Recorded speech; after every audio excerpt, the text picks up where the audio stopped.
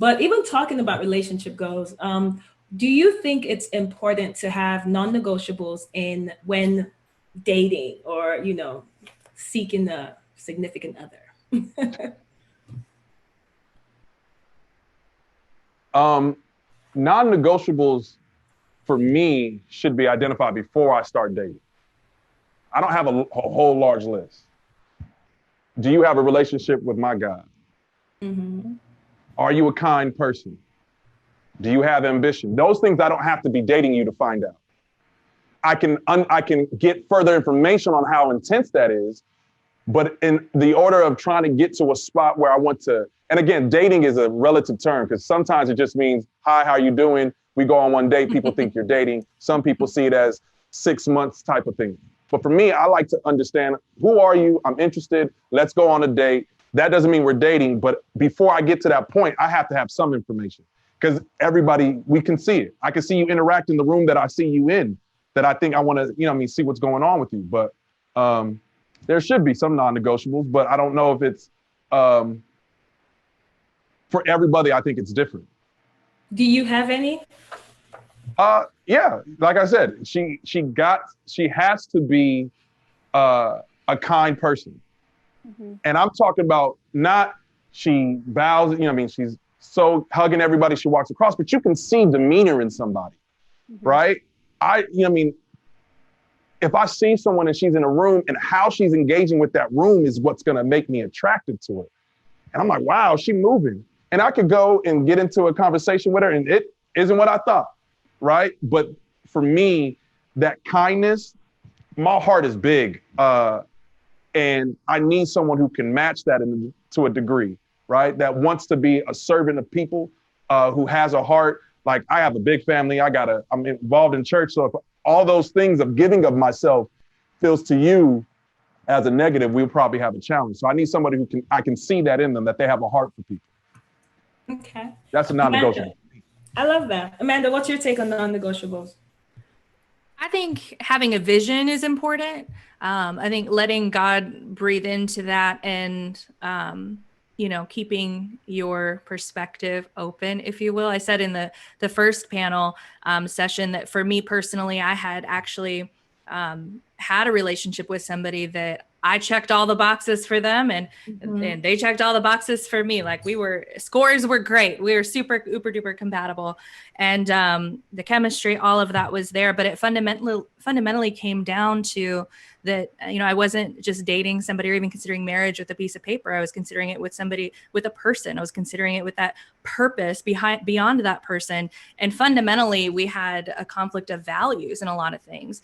And I'm glad, Nnamdi, you brought up the why, because, we have the non-negotiables for sure. And especially, God knows us girls, us chicks, we got all the boxes, right?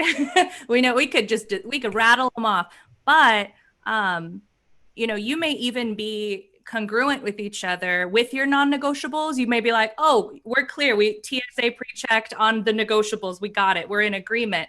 But you may be in disagreement on the why. And I have found that is actually more important because he may open the door for you and you may want the door open, but the why might be totally twisted on the back end and it will cause issues in the future. And so I love that you have a habit of asking that question. And I think as women, we need to be comfortable and we need to be decided and educate ourselves about ourselves, learn ourselves about why do you not want to have sex before marriage? Is it because the Bible said so? Do you know where that scripture is? Do you have information for yourself, or your mom just told you you're not supposed to do that? I think, the Bible says everyone is to give an account for what they believe in. And I think understanding our why and having unity with your why is going to be able to propel things so much further in the future. And Absolutely. If you are in disagreement, to not try to change that person's mind and not think you can change their mind, because you shouldn't. I don't want to babble, but I know the biggest revelation for me in dating was to come to the place where two really incredible people do not have to be together. That's real. Two incredible people that is purpose is a larger conversation, right? So I can say honestly, like the women that I've engaged with, I don't think any of them are horrible human beings. They're great. Well, where's one? But you know what I mean? They're mostly really great people. But it doesn't mean that we have to walk this thing on out together. I got to be yoked with you. And so it might mean you're still a great thing, but just can't be a great thing with me. And I think that's the part where those whys come into play. Like, doesn't mean you're a bad person, but does it fit with me? Right. I love that so much. And that makes me actually, so Anthony, because that just gave me a thought. When you think about the past relationships that didn't work, have you come down to the why behind it? Yeah. So I'll be transparent. You know, after my engagement, I actually went and saw a therapist because I was like, yo, I need to get this mind right, because I quickly noticed I started pointing everything at her.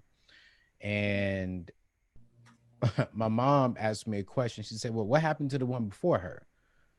Well, what happened to the one before her? And she said, well, you know, there's one common denominator in all these relationships.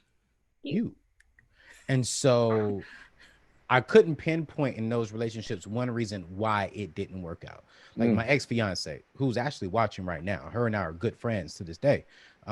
Amazing woman. But I played a major role in why it didn't work out. And so the reasons why, like, did we cheat on each other? No. Did we hate each other? No. It just didn't work out. And so I had to really step back. And the reason why I stepped back and went to see a therapist, because then I got lonely. So as soon as I got out of engagement, about 3 months later, I jumped into another dating situation, and it was just very unhealthy. So I think for me, is there one particular negative reason why it didn't work out? No, but I do know I am the common denominator. And as a man, I need to make sure that my mind is right before I can move forward. And that's what I did. So one of the reasons why we didn't work out, because of me. But what I really get from that, and I'm so glad that you were able to share that story, but even going back to Nnamdi's point about two people can be amazing, right? But it doesn't mean they're supposed to work out, because they're on different journeys. So the timing could be different. So it may not be that you waited too long, but that was not the timing for you. That was not what you desired at that time, even though here comes this amazing woman in your life. And so what I love about this is that, you know, especially for the women watching, that when something doesn't work out, it's not to devalue who you are. It's not to make, it's not for you to feel like, why wasn't I good enough? Or why wasn't I? Because, and I think the hardest part is when the man tells you how amazing you are. He's like, oh, but you're so great. Like, you are so great, but you know, it's just not going to work, because at the end of the day, two people can be amazing, but they're on different paths. That's true. When you're thinking about marriage, we have to still come back to the fact that two people are becoming one. So two people are deciding to journey together and take this one path. And so if where we're going is opposite directions, you could be amazing, but we're just not in the same timing and rhythm. And so I really love that. We just brought that up. Mercedes, what's your take? Oh yeah, go ahead, Anthony. I was going to ask just one quick thing. And I think we in our single life, we have to stop talking negative about our exes. You know, we have to stop saying, oh, that's her loss, or that's his loss. Yeah. No, it's not. That's good. Like, because we didn't work out, that's not my loss that we didn't work out. That's not her loss that we didn't work out. Yeah. It's actually saving us. We just gained something that we didn't work out. And so when I hear, oh, that's his loss, I just be tripping. I'm like, no, ain't no whole word. That is a whole word. We good. I actually saved you. You actually saved me. Let's go get what's ours so we can move forward. Because if we got married, now we in some trouble. So I just want to put that in, because you're right. Two amazing people can be together, and two amazing people can break up. It's neither one of their loss. And I think the question becomes not why did the relationships end, but why did they begin? My therapist told me, she said, Nnamdi, because I was mad at myself because I would exit relationships. And I was like, she's like, Nnamdi, if everything happened the way you said, I don't think there's a challenge in why they ended, because you saw things that needed to end. But why do they begin? And I don't think a lot of us only want to talk about our relationships from the point of why they didn't continue. But do we start to say, why did I even find myself in this situation? Why did I find myself in this relationship? What was it? Where was I at? Why was this attractive? Why did I feel comfortable? And I think that's a bigger question sometimes. Why did it start? Not why did it end?